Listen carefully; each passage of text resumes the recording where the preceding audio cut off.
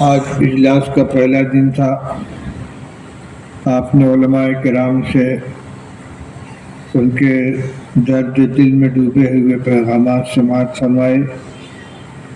کل انشاءاللہ دارالعلوم دیوبند کے دو موقر اساتذہ کرام حضرت مولانا مفتی محمد سلمان صاحب منصور پوری اور حضرت مولانا محمد سلمان صاحب بجنوری دامت برکاتہما تشریف لائیں گے، ان کے بیانات ہوں گے۔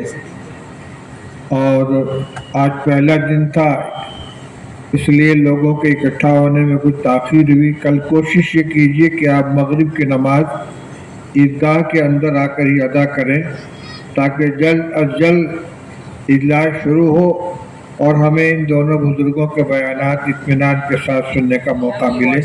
یہ رحمت کی مجلس ہے، نبی کریم صلی اللہ علیہ وسلم کا ذکر خیر ہو رہا ہے، اور روایات سے معلوم ہوتا ہے کہ صالحین کے تذکرے کے وقت اللہ کی رحمت نازل ہوتی ہے۔